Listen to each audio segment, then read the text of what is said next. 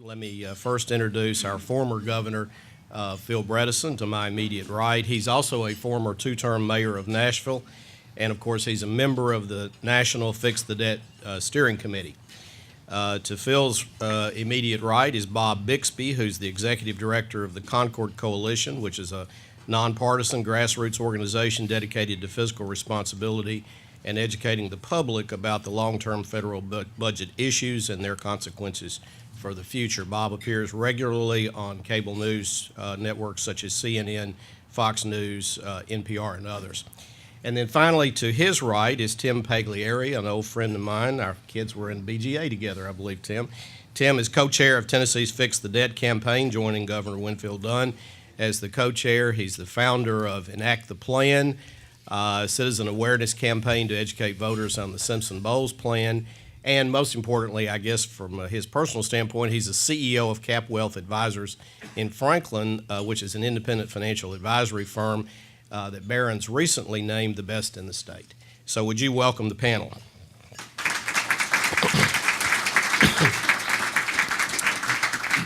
Governor Bredesen, let me start with you. When you became our governor, you inherited a fiscal dilemma, much like what the federal government faces today. You were able to navigate the state through very difficult waters. We came out with a bipartisan solution and a much sounder state budget and state balance sheet. What did you learn from that experience, and what do you think the most important aspect of this national problem is that we should be aware of today? I guess just going back to my specific experience, when I came in, we were fairly deeply underwater for that year, and it was already January and February for a year which ends in 6 months, so it was a difficult situation.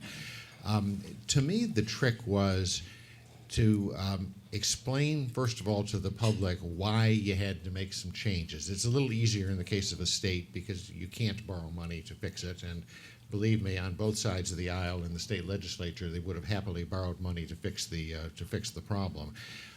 But the states are constrained in that way. And then second of all, to distribute the pain around as equally as you can. That if what it was seen as, I'm going to keep all my favorite programs and you're going to give up all your favorite programs, it doesn't go anywhere. But by sort of trying to visibly do things that were obviously painful to me, that brought an awful lot of people along, I think, to do some of the things that we needed to do. That first round, we did some across-the-board cuts in everything except K through 12 education, and it actually went fairly smoothly. The last thing I'd say is, I don't want to talk too long about this, but the last thing I'd say is I really do believe, I think I learned in that, and even more strongly with the TennCare issues that came up a couple of years after that, that the public is really pretty smart.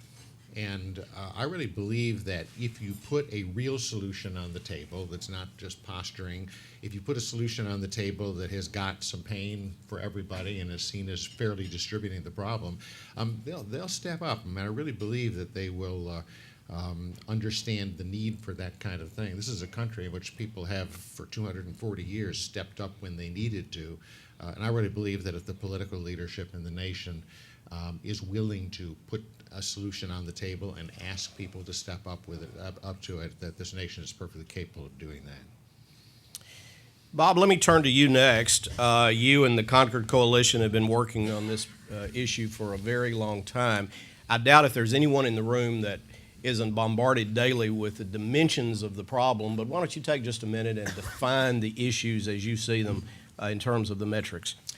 Well, thank you. I'll take the opportunity to show a couple of charts just to show the dimension of the problem here. And because I think it's important to start with a fact-based approach. People are going to have different perspectives about what you do about the facts, but if we can agree on the same set of facts, that helps. So the first fact that is universally agreed upon is that the debt is on an unsustainable track. That's not a liberal or conservative position. There's nothing ideological about it. It's just simply math. And nobody thinks that the debt will actually get to 200 or 300% of GDP, but it may if we don't do anything. So why is it? Now, it's important to look at the two lines, revenues and spending as a percentage of GDP. If those two lines are not too far apart, you can have a sustainable size deficit. If the debt is not growing faster than the economy, then it's a sustainable situation. What the chart is showing us is that we've tended to spend at about 21% of GDP at the federal level and tax at about 18%, which means we've tended to run deficits at about 3%. And if the economy is growing at about 3%, well, you could say that that's a sustainable situation. It's a deficit higher than I would like, but I mean, economically, you could say it's sustainable.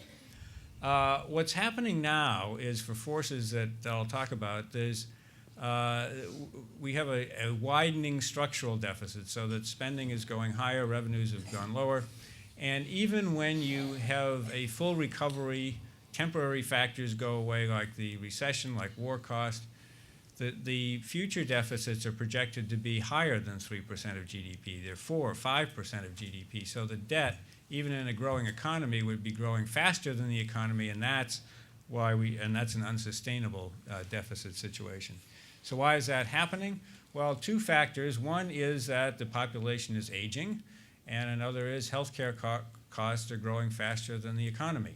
You put those two factors together, and what it means is that in the future, our three very important programs, Social Security, Medicare, and Medicaid, will be growing faster than the economy and will be a significantly larger part of the federal budget.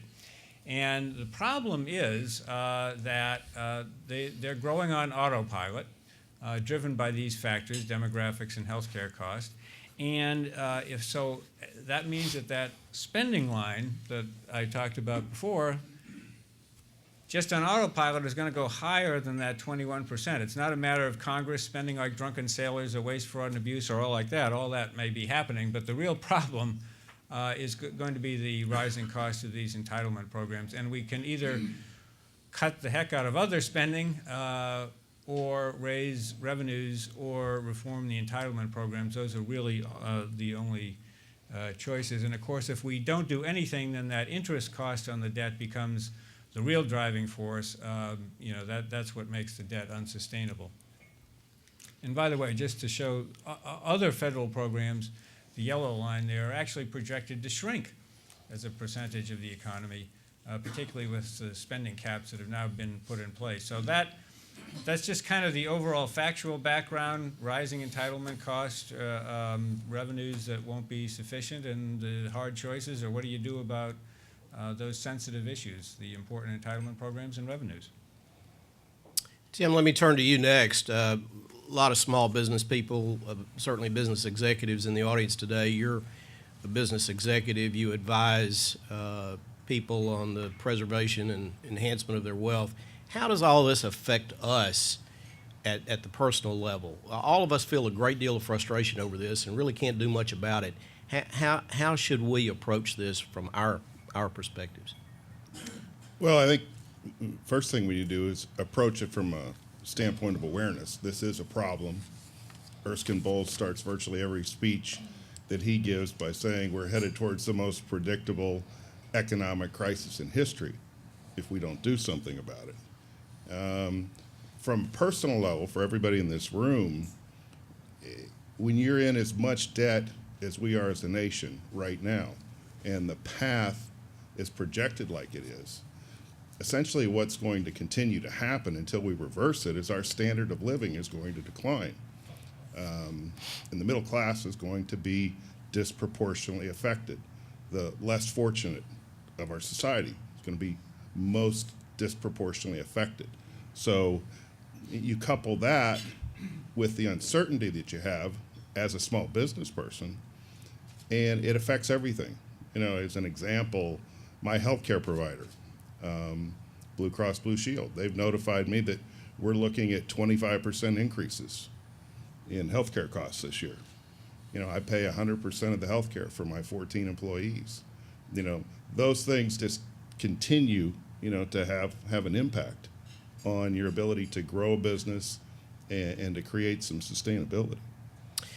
All right, now let me open questions up to the entire panel, and we'll have a discussion. And if you have questions that you'd like to ask, please feel free to do that. This is a small group, and we can have a discussion here.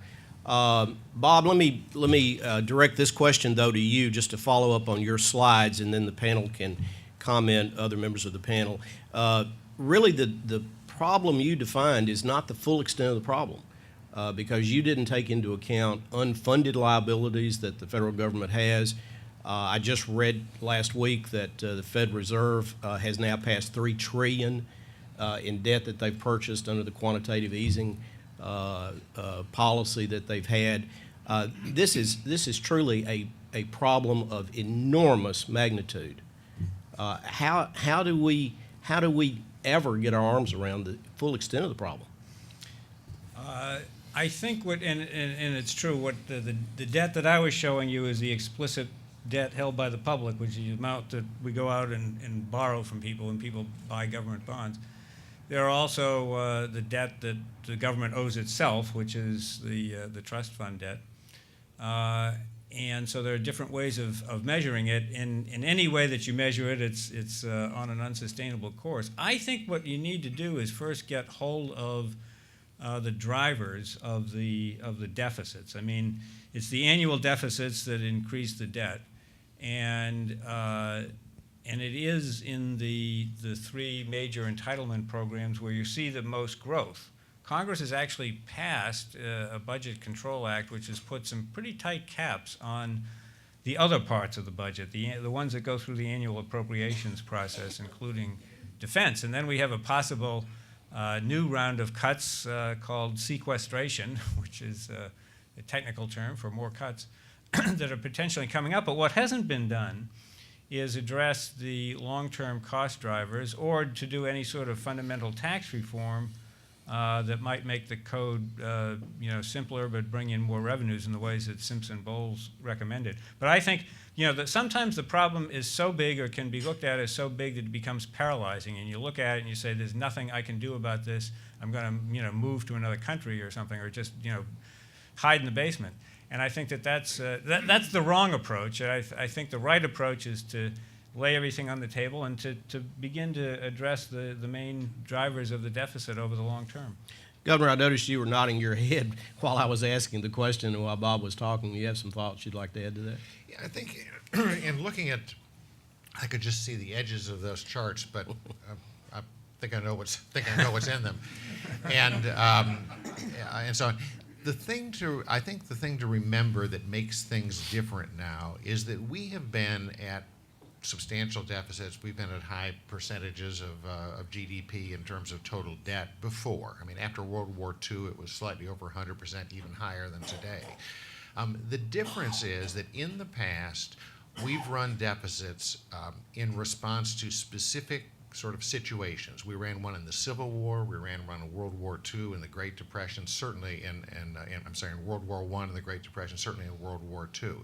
What's different, and the good thing about those is they come to an end. Depressions come to an end, wars come to an end, and in each of those cases then the deficit went down and the debt as a percentage of the total GDP of the country started declining again. I mean, it did so for 25 years after World War II. It just kept falling back off and again and getting smaller and smaller relative to the economy.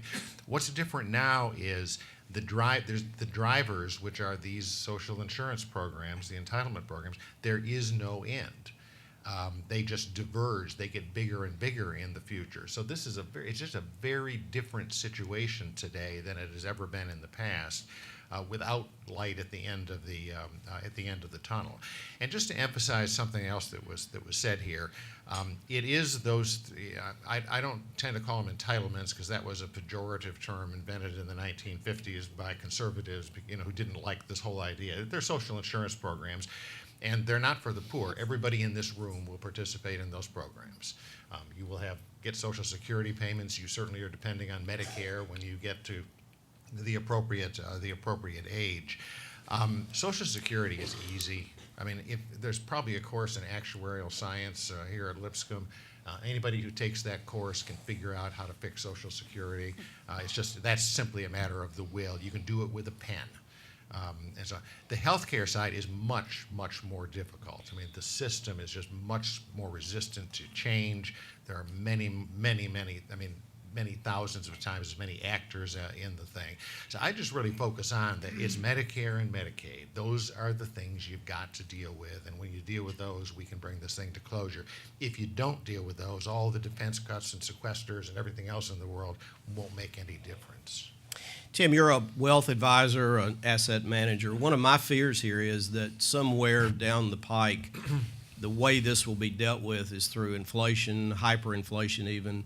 How do we manage our own affairs in a way to protect ourselves from that possibility? And maybe a second part of that question, maybe even the preamble to my question would be, do you see that at some point in the future? Well, I think the first thing we have to do is demonstrate to the world that we can manage our affairs.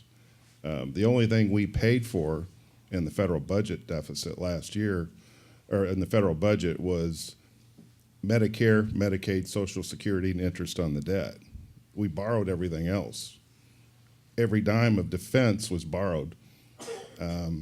Half of that money came from the Chinese, and we're in a pact to protect the government of Taiwan against the Chinese. So it's an absurd situation. And, Alan Simpson articulates this very often whenever he's in a public meeting. The financial markets will take care of this. We've been living in a world of very, very low, artificially low interest rates. The 10-year Treasury went over 2% today, or yesterday, which is a good thing. That's a sign that the economy's improving. But how long the financial markets will continue to loan the federal government money at artificially low interest rates is a big question. Today, 40% of all the debt over 10 years in duration is already owned by our central bank. And that creates, long-term problems by itself. We can't continue to print money, to get our way out of this problem and buy it back from ourselves. Let me play the devil's advocate for just a second. I mean, there are people out there who say this is really not such a serious problem. Paul Krugman writes that in the New York Times on almost a daily basis. It was interesting, just last week on the same day when Paul Krugman yet again made that argument in the New York Times, Peggy Noonan in the Wall Street Journal made just the argument that the panel is making. So who's right about this? Paul says Krugman says we're not borrowing enough money. Who's right about this? Bob, you're the well, clearly expert. Peggy Noonan has the best of that argument. I think what happens sometimes is, not surprisingly, politics and policy get mixed up in these things. And, sometimes people worry politically that when you focus on the deficit, it means that you're going to have to change something that they don't want to have changed. Well, of course, if we don't change anything, we're on an unsustainable track. So, of course, something in some sort of grand bargain is going to have to be changed that some things Democrats won't like and some things Republicans won't like. And the big issues that are out there are the social insurance programs and the tax code. And so Republicans don't want tax increases. Democrats don't want to mess with Social Security and Medicare and Medicaid. So they're focused on the defense budget or the so-called domestic discretionary programs. But my point, to get back to Noonan and Krugman, is I think sometimes on the economic argument, there's a confusion between short-term issues and longer-term issues. In the short term, you have a still fragile economy, and classic economics would argue that you don't do some sort of austerity, raise taxes, cut spending in a fragile economy. That's what Krugman's talking about. What I think all of us are talking about is a program to put in place changes that could be enacted now, but that would bring the deficit, the projected deficits, under control so that you have a sustainable situation in the long term. And I think there's a general consensus in the economic field about that as well. So, Chairman Bernanke has talked about that a lot. And the Government Accountability Office, the Congressional Budget Office, just about everybody says that the best program, Simpson, Bowles, Domenici, Rivlin, just about everybody says the best program would be, to enact a long-term sustainability program now that would phase in, because that would have a positive economic effect in the short term, because for reasons that Tim had mentioned, it would provide some confidence to the business community that and the world financial markets that the United States was getting its act together. So I think perhaps Krugman and Noonan are actually arguing about different points. And another point with regard to that is, I mean, part of what Fix the Debt has been trying to navigate here is, on one hand, nobody thinks it's smart to fall off the fiscal cliff, for example, and that somehow seems a little contrary to the notion we have to cut things over the longer run. But part of the mantra of this organization is, look, this is an important thing. You got to do it smart, which is to say not just pull the plug on everything that's going on, but put something together. And I'd say that a lot of business people in this room that I know, we talk about stimulus packages and the economy and so on. There is nothing that would stimulate the economy and economic growth in this country remotely as powerful as a believable long-term solution to this debt issue. Corporate America is sitting on $2 trillion worth of cash at the same time that we're worried about unemployment being persistent. You can't talk to a business person who is not just doing what individual consumers are doing, which is sitting back a little bit and saying, I think it's better just maybe keep my powder dry a little bit right now.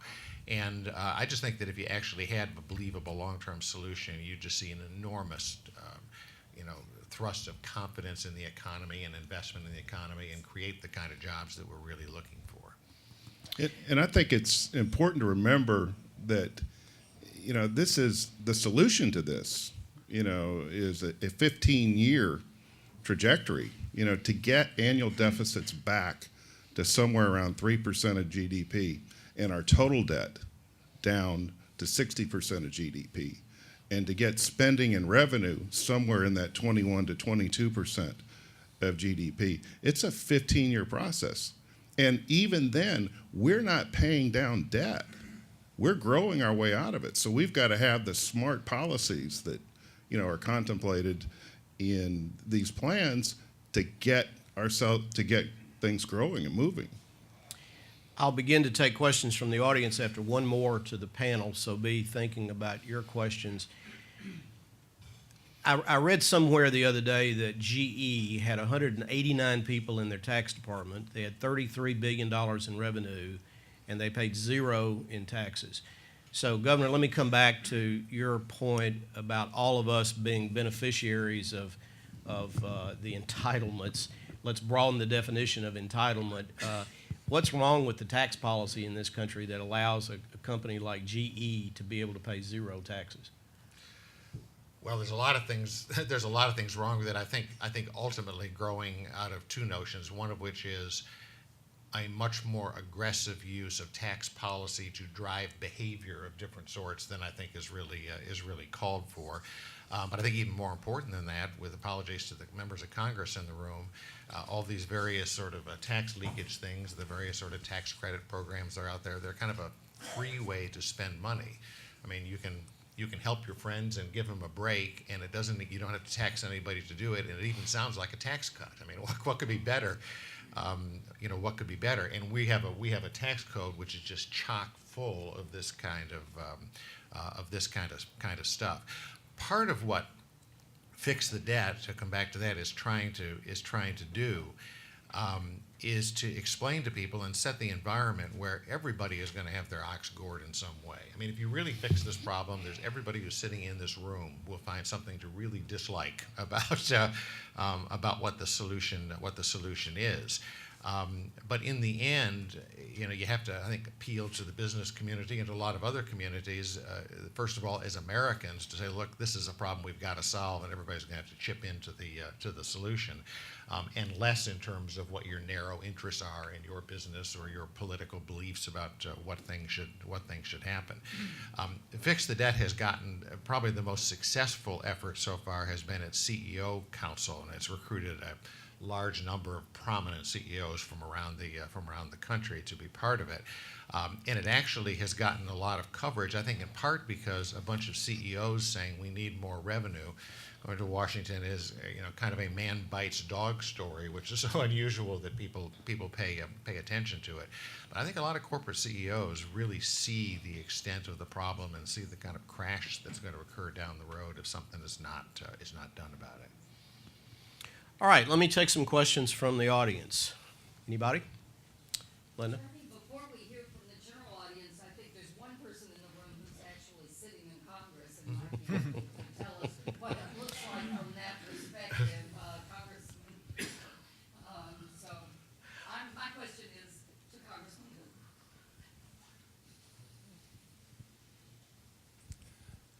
Panels like this are essential all over America, and I'm so proud of Lipscomb and the Andrews Leadership Institute for doing this. What really matters is not what politicians think. What really matters is what average Americans think.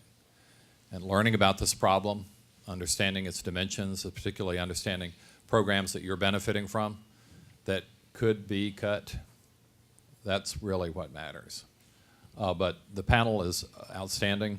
We have state and national leaders, and I'm particularly proud of Tim Pagliara, because here's a business guy who was willing to stand up, know what he was for, network in the community, and get support for the Simpson-Bowles plan, which I think is still about the best plan out there. Domenici-Rivlin's good too, but this is outstanding work. The Concord Coalition has been doing this for a couple of decades now. But the average person who tries to talk to me and talk to Lincoln when he was in office, they want the deficit to go up if it helps them or their company. So that's all we hear about all day long. I'm going to go to a meeting later today with some very distinguished Nashvillians that you know and love, and all they will ask me for is to increase the deficit by $4.2 trillion. Trillion. But these are very respectable people, nice people, but they want their problem fixed yesterday, and according to the U.S. Treasury, the cost of this fix is just $4.2 trillion. Now, their group has never put a price tag on what they're asking for. They just want the fix. But they've deliberately dodged the price tag. There's so many things going on. Last Friday, the U.S. Treasury Department issued my favorite document, the financial report of the U.S. government, the only document that uses real accounting to look at our nation. And how many news articles did y'all see about that? It's buried in plain sight. No press release. The Wall Street Journal completely ignored it. And it says our deficit didn't go up $1 trillion last year. It went up more like $6 trillion last year, if you keep with the U.S. credit card.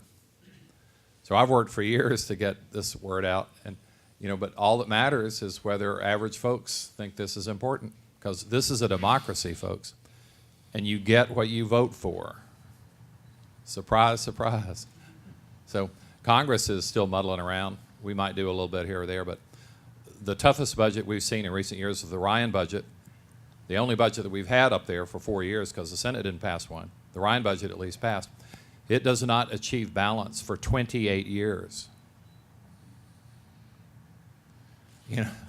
15 years would be a dream.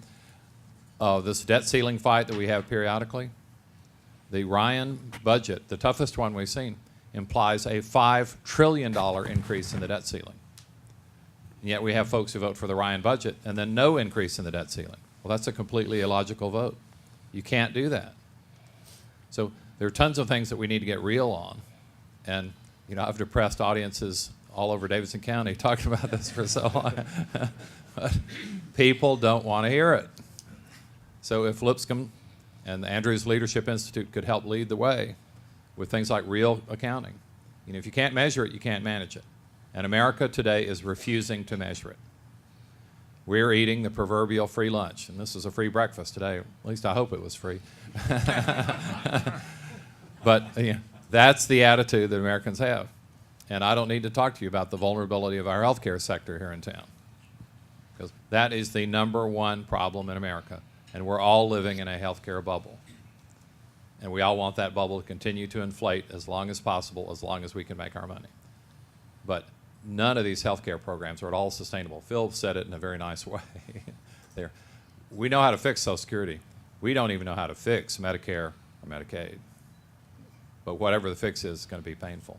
But I'm here to listen to y'all. Give us some answers, and above all, give us some courage.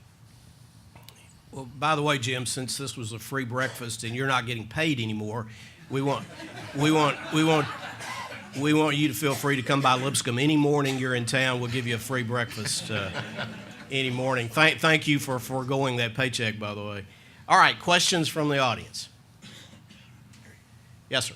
Andy. For many private employers, the transition from defined benefit to defined contribution has been part of the way that they've moved towards sustainability in their operations. Is shifting some of our insurance programs more towards defined contribution, whether it's Social Security, whether it's Medicare vouchers or something like that, a potential way to move forward? And that shifts, obviously, responsibility off of the government onto the individual. Anybody? I mean, I'll take a whack at it. Finding some way to put a budget on what is spent on social insurance as opposed to letting it be, let's check at the end of the year how many bills came in and that's what we'll pay, I think is important.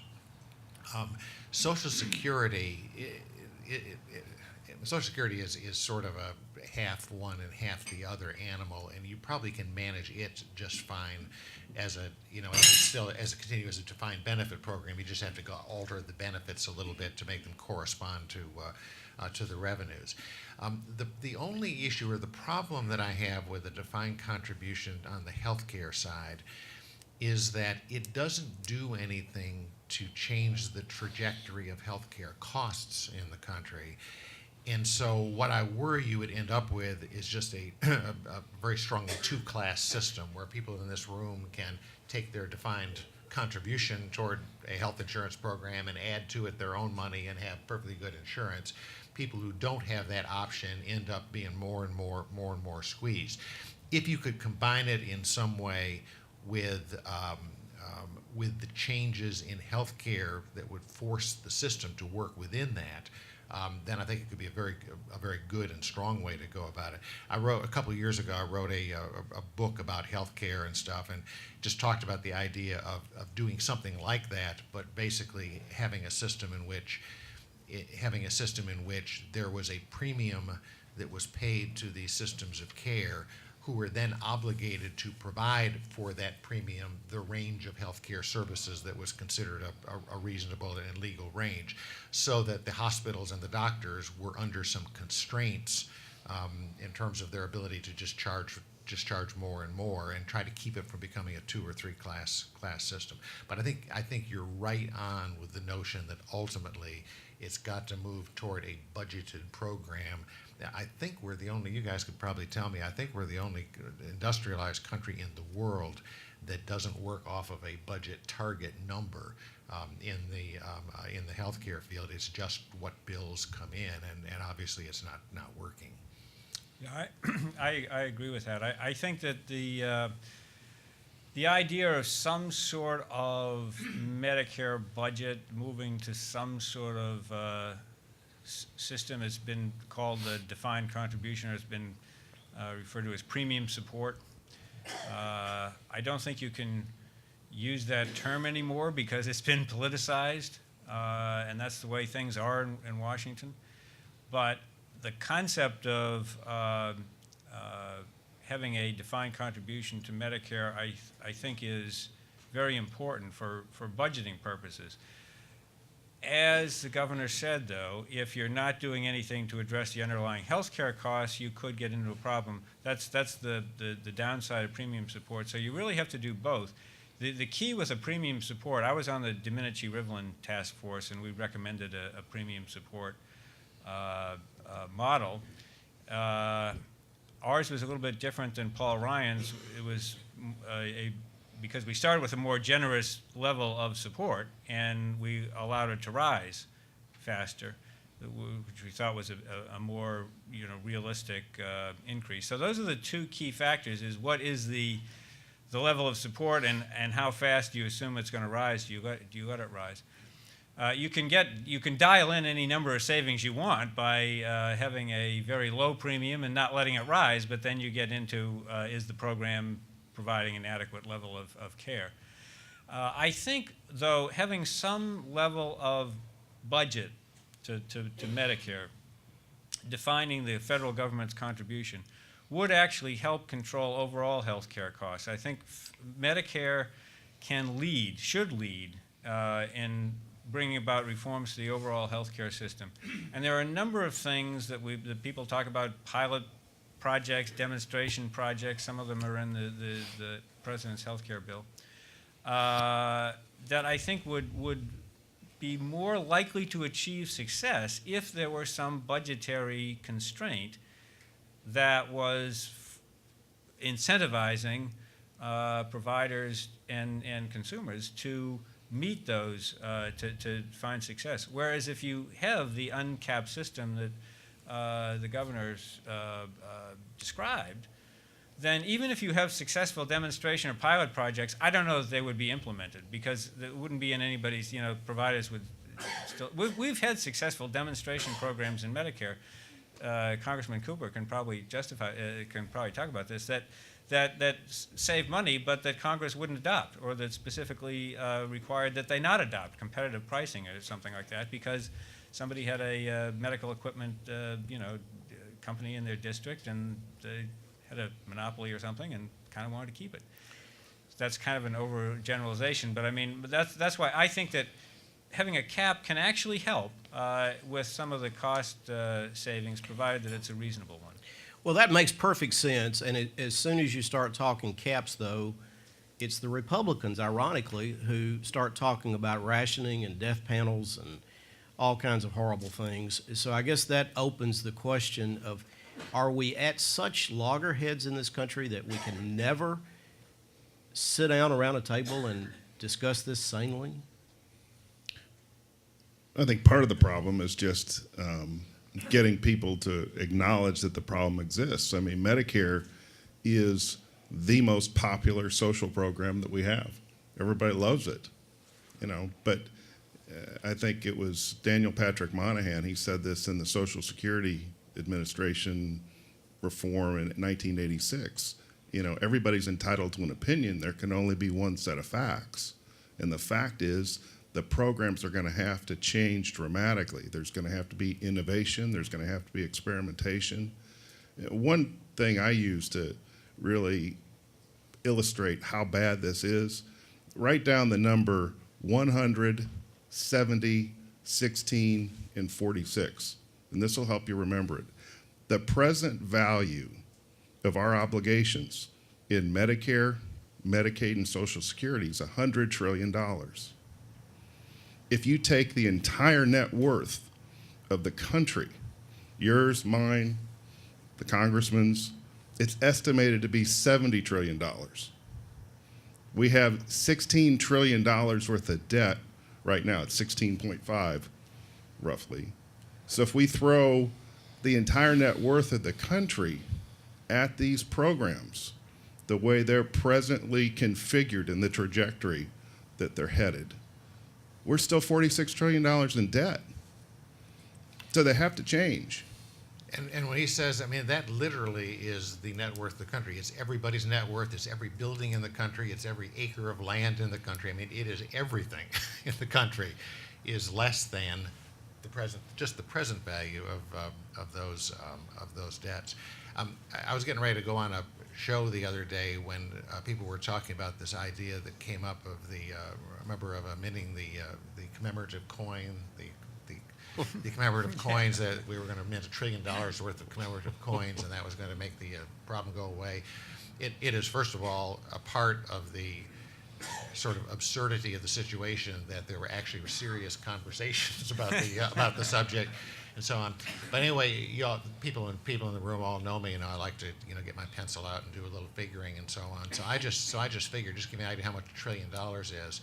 So I sat down before I went on the show and figured, okay, if they were to make $10 coins and make them the size and the weight of a quarter, okay, and we're going to mint all these coins up and deposit them in the bank, and that would make the short-term thing go away. How hard would it be to carry those to the bank to deposit them? Okay? The answer is that it would take about 24,000 18-wheeler loads of $10 coins to go to the bank to make $1 trillion, which was interesting to me just in terms of how much $1 trillion really is. But the part of the problem in this that we're talking about is that the numbers are so big that they just lose any relationship. It's hard to, nobody knows what $1 trillion is. You can't get your arms around what it is. And so it disappears. If it were a smaller number, in a sense, it's more manageable in terms of getting your arms around it. The numbers are just so enormous. If you did that sort of calculation before a radio show on the back of an envelope, that's pretty impressive. Yeah, it is. I think, in answer to the question about are things really that bad, yes, they are. But I think that there is hope. I mean, you get plans like the Simpson Bowles plan or the Domenici-Rivlin plan. You get groups like the Gang of 6 or 8 or 10 or whatever in the Senate. And you get things like the Cooper-La Tourette budget resolution, which was a bipartisan budget resolution in the House last year. Would you get 38 votes for it? But it was there was a lot more interest than there were final votes in it. I think people are and by the way, the Concord Coalition gave an award, Economic Patriot Award, to the 38 members, including Jim Cooper, who voted for that. And I thought of it as kind of a marker of where we are, that an organization like Concord would give an Economic Patriot Award simply for entering into a bipartisan budget resolution that would address problems. But it's worthy of an Economic Patriot Award. I do think, though, that there is, developing beneath the rhetoric, a realization that we are on an unsustainable course. We're, on a burning raft, and something needs to be done. And I think that the efforts to get bipartisan members working together and perhaps toning down the rhetoric, I hope so. I mean, I don't know. But you're very right. When you start talking about these things, it's easy to politically demagogue them, to talk about a Medicare budget as rationing, or talk about raising the eligibility age or changing the benefit formula for Social Security as destroying Social Security. But the key is to recognize that and I think Governor Bredesen said this very well at the beginning, is that if everybody realizes that the program is going to, the solution is going to affect everybody, and that everybody is in the game, so to speak, then you can get through some of that tough rhetoric. Let's take another question from the audience. Dodd? Speaking of trying to get everyone to agree on the same facts, the other night I was watching Senator Mitch McConnell and Lamar Alexander present their budget presentations in front of the Senate, and I was pleased to see that they had the same graph you all had up there. But the one thing that always amazes me is there anything to learn from the one surplus that showed up on that graph? Or is that ancient history? Is that a time capsule that we can't get back to now? Or what is there to learn from that time period? Great question. Great question. We had, I believe, there were 2 years of actual budget surpluses, kind of that 2000 and 2001. 2000 was the big one. And if you look at what changed between 2000 and, say, 2012, it actually breaks down about in thirds. About a third of it is revenue loss, okay? About a third of it is spending, primarily defense, but other kinds of spending, and about a third of it is growth and entitlement costs, okay? So, I mean, it tells you kind of how we got from here to there, and probably also says that it really is all of those issues that are going to have to be addressed to get us back to that circumstance. Fix the Debt has been arguing for, as these gentlemen know, about really based on the Simpson-Bowles approach, about $4 trillion in real cuts, not taking advantage of the fact that we won't be in Afghanistan forever, but real cuts, of which roughly $1 trillion would come from revenue and roughly $3 trillion would come from expenses. And that's something which, as a starting point, as a working model, kind of works. But that's what it's going to take to get us back there. The lesson that I would take from that, because that was sort of in the days when Concord was formed. We started in 1992, and then the deficit shrank every year, and then we had surpluses up until 2000. And I used to say, isn't this a mark of our organizational success that the fiscal outlook has improved every year? And I can't say that anymore, so it killed my... I don't want to use that measure anymore. But I think the lesson that I took from that era is that policy matters. We did have some good luck, but also Congress and the President did take actions, deficit reduction plans. You can give credit to the Clinton administration. You can give credit to the Republican Congress. I think there's plenty of credit to go around there. They did work together. And so, I mean, I think that that's, an important lesson. Another important lesson to take from that is if you look at those revenue and spending numbers, the percentage of GDP, where we balanced out, where we had the surplus, it was more around 20%, 21% than where we are today. So I think if you're looking for a goal for revenues and spending, that tells you something there too. And that's about where Bowles-Simpson came out at about 21%. But finally, I would add to that, there are differences. One is that we're spending more on defense. Defense got down to about 3% of GDP. We're about 4.5% now. Even if we wind down the wars in Iraq and Afghanistan, it's likely that after 9/11, we're going to be spending, more than that 3% of GDP on defense.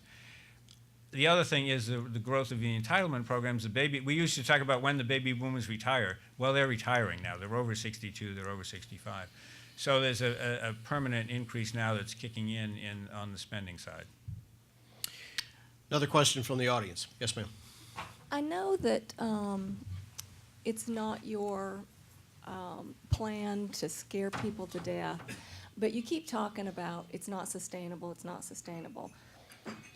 If things continue as they are and our legislatures can't get anything done on a federal level to control the spending, what happens? What does that mean it's not sustainable? I mean, what happens to everyday people? Do you guys know? Well, one thing is we don't want to find out. Yeah, that's the best answer. I mean, I mean- presume Medicare goes away completely, Social Security goes away completely. I mean, to me, it sounds like chaos. I don't. It's more insidious than that. I mean, it's families having a more difficult time to have a vision for their kids' future and paying for college education.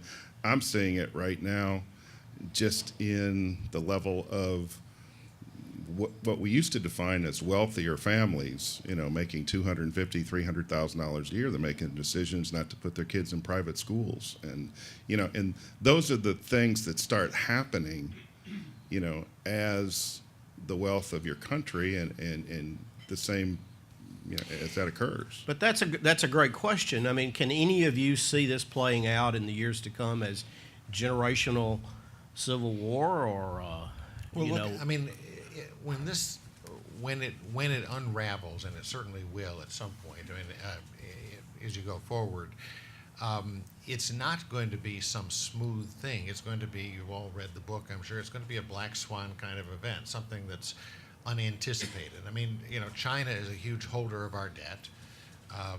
China has gone through 2 complete upheavals in my lifetime. It's not inconceivable that something's going to happen that would sort of change the dynamic there. And then you have these problems like Medicare that take a decade to begin to solve, where they're just there. And to me, it's really a breaking of faith. I don't tend to. I mean, I'm a Democrat, and I tend to think these social insurance programs are a good thing. It's an important part of a modern society like ours to have these kinds of things. But you have to pay for them. And what I would argue for is not that they ought to be bigger or smaller. We're going to be arguing about that, just like Jefferson and Hamilton argued about big government versus small government for a long time to come. Let's just start out by agreeing we're going to pay for them. That and we can argue about how that works over the years and make it happen. I think the real the real cost to people is that, first of all, it would cause an enormous financial crisis. It would make the stuff that happened in 2007 look extremely mild in comparison. I mean, if the dollar suddenly ceased becoming the reserve currency, ceased becoming a safe haven for money, it would cause an enormous financial crisis with the effect on the economy that comes with that and the loss of all the stuff you just saw in miniature here, 5 years ago. And then second of all, a lot of these programs, the people have built their lives around. I mean, I didn't make any special separate provision for health care after I turned 65. Medicare was there. If they become, deeply damaged in some way, I mean, you really are damaging. It's like a company going broke and taking your pension fund, taking your pension fund with it, it really has basically, we've not lived up to our moral obligation to handle these programs in a sensible and sound way. But I think it'd be very chaotic. It would happen quickly in ways that are unpredictable, and the damage would be to the economy and what that means in terms of jobs and unemployment and all the rest. So is that 10 years away? Is that 20 years away? The answer is, I say nobody knows. We live, I think these guys would agree, we live in a little bit of a bubble right now in the sense that borrowing is easy. If we were a second-tier country, we would not be able to borrow the way we are today. We already would not be able to borrow anything like. But we're keeping interest rates down. The reason interest rates are as low as they are is that the central bank has bought $3 trillion worth of debt out there. That's basically the printing money. And then second of all, however ugly our budget is, the European budgets are even uglier. And so we have the advantage of being, the safest haven there is around. Neither of those are going to last forever. We're going to have to stop holding interest rates down at some point by buying debt. Other currencies will be available that people will feel safe putting their money in. When that happens, interest rates start popping up, and the stuff really starts coming unraveled at that point. Let me flip this around the other way. So instead of talking about the worst case scenario, let's think about out of the box solutions. Phil, you're an entrepreneur, you're a business executive in addition to being a governor and a mayor. Are there out-of-the-box solutions we're missing here? Are there tax policies, for example, that would dramatically increase the size of our manufacturing sector as opposed to bemoaning the fact that we've lost manufacturing? Are there other policies that we could pursue that would be the equivalent of taking a man to the moon that would get us out of all this? I think that there's always a temptation with any problem to try to find a really simple answer. Here's a magic bullet that's going to make it go away. I really don't think most complicated problems are that way. I mean, this is one I think it's going to take all of the above. I mean, it's going to take working on the revenue base and getting it solider so that GE actually pays some taxes. And I think that, by the way, is going to have to go into the middle class. You can't constantly be taking as a mantra that nobody can ever do anything to touch the middle class in the country. There's not enough money in the rich to begin to solve the problem from a revenue standpoint. And it means going after the expense side of the equation in a bunch of different ways. Solving the problem of healthcare costs, again, there's no magic bullet there. There's probably a bunch of different kinds of things you have to do. But it's got to be solved, and it's a difficult, complicated problem. Tim, you started to say something a moment ago. The three components of the fix the debt solution are go big, go long, go smart. And we've talked about the first two, $4 trillion in cuts, addressing the problems in Medicare and Medicaid. And the one that, to lift everybody up and give you some hope that, these problems can be solved is the go smart component of this. And that's tax reform. And it's individual tax reform for individuals, it's tax reform for corporations.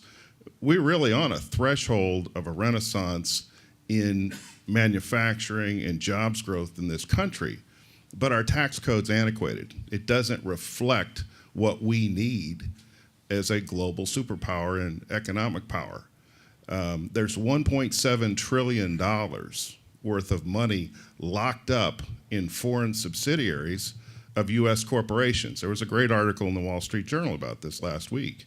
Apple Computer, I think, has close to $100 billion in bank accounts that could be in New York in a foreign subsidiary in U.S. currency, but if they decide to take $10 billion of that money and invest it in plant and equipment in the United States, the first thing they have to do is pay $3.6 billion in federal income tax. Well, you wouldn't do that with your own money. I wouldn't do it. And so, you know, part of Simpson-Bowles, and I encourage all of you to read it. It's 67 pages long. It gives you a real good understanding of some of these basic things. But one of the components of tax reform is a territorial tax system, you know, and lowering corporate tax rates. We have the highest corporate tax rates of any country in the world. So it doesn't, and this is the message, the feedback we're getting from CEOs loud and clear. You know, you want to get investment back in the United States, which leads to jobs, which puts people back on the payroll. That's part of what you've got to do. A 1% increase in GDP above 2.5% generates somewhere an average of an additional $3 trillion a year in revenue. So we can solve the problem, you know, in a variety of different ways, and it's going to take all three of the components, go big, go long, go smart, to really, you know, make some inroads in this. The point that he just made about the corporate tax, I think, is really important. We have the highest rates in the country, in the world, but we have some of the lowest collections as a percentage of GDP. And where that bothers me is I'm a real lover of small business. What it means is that everybody who's big enough to have their lobbyist has got their deal and pays low taxes. Is all the rest of the poor schmucks who don't employ a lobbyist to get their special deal in that are paying these very high marginal rates, and that's something that just ought to be fixed. And wouldn't that be one way to pass this back to the middle class? You know, people say, well, you start taxing corporations more, they're just going to pass it back in terms of the price of their products. But actually, you know, $5, $10 more on an iPhone, it's not the end of the world. I think it's even more fundamental than that in tax reform. Congressman Cooper and I had a discussion about Verizon. You know, they made what, $37 billion and didn't pay any corporate income tax. And we have created this convoluted structure of tax preferences. You know, if you look at tax preferences as a form of spending, we spend over $1.2 trillion a year in preferences that have been created by lobbyists on behalf of companies that get to write off 50-year equipment, you know, in 2 years and any number of things. So the path to lowering corporate tax rates and improving collection has to do with getting rid of these loopholes so that small business is on the same plane as, or these large companies come down to the same plane as a small business, and they're paying their fair share in a fair way. I think actually that is the out-of-the-box, the closest thing we've had to an out-of-the-box suggestion from the various task forces, both Domenici-Rivlin and Bowles-Simpson. It was remarkable they both came to that idea of simplifying the tax code by reducing or eliminating many of these preferences and using the proceeds both for deficit reduction and to lower rates to lead to a more efficient economy. And I think that if we could do anything to change our way of thinking, it would be to think of those tax preferences, credits, deductions, exclusions as spending, as entitlements. They really are hidden entitlements run through the tax code. And so, you know, if we look at the next round of reform that we're going to go through and talk about quote-unquote entitlement reform, I think we need to think about the tax side as well as the traditional spending side, because a lot of it really is on the tax side is really basically government subsidies. All right, to get us out on time, I've got to begin to wrap up. As you all are thinking about concluding comments for each of you, let me take one more question from the audience. Is there another final question? Yes, ma'am. As truly a citizen here and also a proud member of the sort of first year of the wave of retirement people getting all these wonderful entitlements, I have really been struck. Yesterday, I was listening to NPR, and they're talking about passing immigration reform like it's nothing. Okay. I mean that maybe by April or May we will have immigration reform. And in the past couple of weeks, we have actually talked about limiting gun whatever specifications. These are two of the biggest issues that I thought could never be challenged. And the differing reason is because there is public support. You had a crisis, you had two major crises. The Republicans lost. They finally looked around and decided not everybody was a white male. And with the gun control, you obviously had the crisis in Connecticut. I find it amazing that public support can change. And as just listening to y'all this morning, I was really struck by Governor Bredesen's 24,000 trucks and their quarters going down the road, and by Tim's, I don't know, go long, go strong, go smart. Is that okay?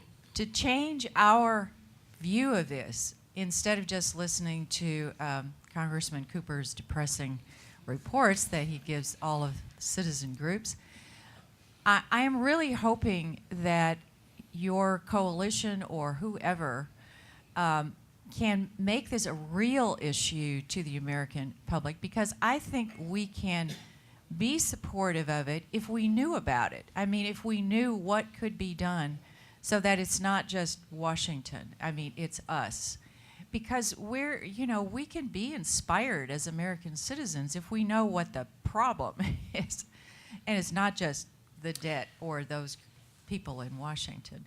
So I guess I would just hope that we could be a little more optimistic about how to solve this and what we could do. If it means as a Social Security recipient, I get $150 less, what would that mean? Does that mean half of everything improves? I mean, I don't have a tangible way to think, what can I as a citizen do about it? Well, let me follow up on that before I ask the panel for concluding comments. Jim, from your perspective in Congress, what one thing could each person who's here this morning do that might make a difference? Paul Ryan and I have a bill that's gotten absolutely nowhere in Congress, but it would send everybody a letter saying not only you've been getting your Social Security letter already, what you paid in, what you're likely to draw out. But if you read that letter, it says we already know we don't have enough money to pay you. But you haven't been getting a Medicare letter. Medicare is the larger problem. But it would tell you what you paid in every year, so you can check it out. I had that job in 1983, this is how much I paid in. And you will see for Medicare, it's literally too good a deal to be true. Now, that's kind of a high-class problem, but it's still a problem. So that would help people understand the role that they play. Choosing care providers wisely, most expensive care providers are not necessarily the best. The Mayo Clinic's actually one of the cheapest places in the world to go for care, but they're efficient, and most of the rest of the country is not. Now, that's not fun to talk about here in Nashville, but it's true. So there are things like that we need. We need more usable information for individuals so you can see your situation and what you can do about it. Great comments. All right, let me take concluding comments from the panel, and I'm going to go in reverse order from the way we started. Tim, let me start with you. Well, first of all, thank you, Dean. Thank you, Linda, for sponsoring this event. I look out in the crowd, and Lipscomb also sponsored a focus group during the presidential debates. And I look out in the crowd, and I wish there were more students here, because they're the ones most affected by all this. But as a parent, kids that age, I also recognize how difficult it is to get them out of bed this time of morning. The comedian Woody Allen once said, "We're at a turning point of opportunity. One road leads to frustration and despair. The other road leads to chaos and hopelessness. And I pray God will give me the wisdom to choose the right one." I don't think it's quite that bad. When you look at the three components of Fix the Debt, go big, go long, and go smart, and you see the problems that we have and the solutions that are within our grasp right now to change the trajectory of these problems and the debt, I think we'll get around to doing the right thing. Bob? I think so. With on that point, there's the famous Churchill quote about Americans will always do the right thing after they've done all the wrong things, or words to that effect. And we seem to be going through that path now about either doing all the wrong things or doing things that are the easy stuff, and working up to the things that we really need to look at. I think it's important for, I mean, I like to look at these things obviously through the charts and the economic statistics and that sort of thing. But it really is important to bring it home to Americans and why it matters. And where it matters really is generational responsibility. It's the legacy that our generation leaves to the future. And if you look at a future with crushing debt, fewer job opportunities, higher taxes, lower benefits, this is not a legacy that we want to leave. And I think that people need to think of it in that way. Is we're an American family. We are all in this together.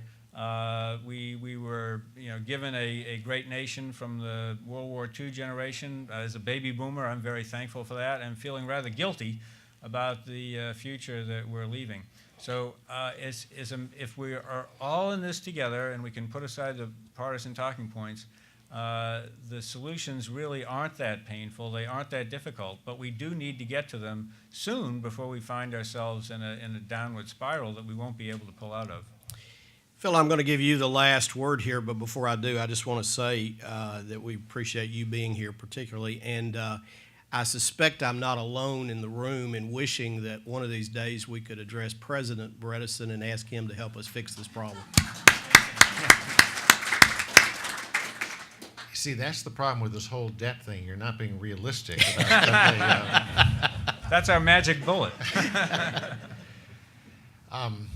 a couple of things. First of all, to Sue and to everyone here at the Anders Institute, thank you. I think this is actually exactly the kind of discussion that Nelson would have thought very appropriate between the business community and political people and so on. And to Lipscomb, thank you for hosting it.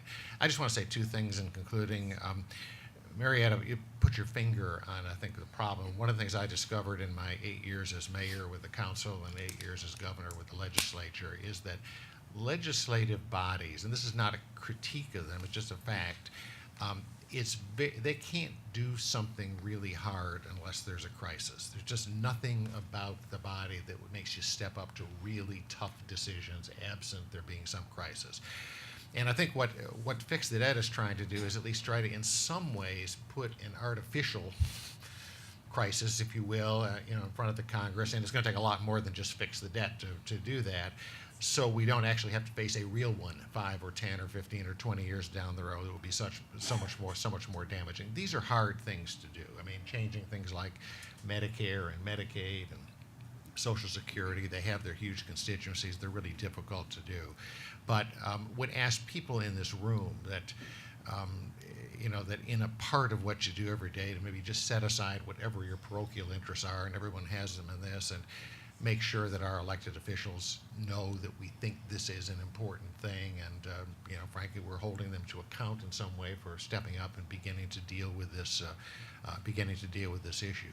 Second thing, just looking a little longer range, the very first Federalist paper started out with this notion, and I can't quote the words exactly, but the notion that as we were writing our Constitution, we had this sort of God-given obligation to do it right because we were the only place in the world that was in a position to sort of start with a fresh sheet of paper and figure out how human beings ought to come together and govern themselves.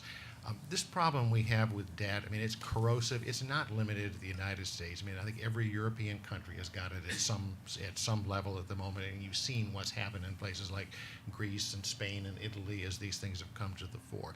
I like to think that maybe this country can do it again. with this very set of difficult problems, that we might step forward and take the lead to do the kind of stuff it takes to solve this problem. What's driving this, the social insurance, the entitlements, is not something that was ever envisioned by the founders of this nation. It's something that's grown up over the last 50, 60, 70 years. It is now a major function of the largest function of our government. It requires some new ways of thinking about things. And I hope that once again, just as we did 240 odd years ago, that this country will step up and step into the vacuum and show that as a people we can govern ourselves in a way that should make everyone proud. Well, you join me in thanking the panel.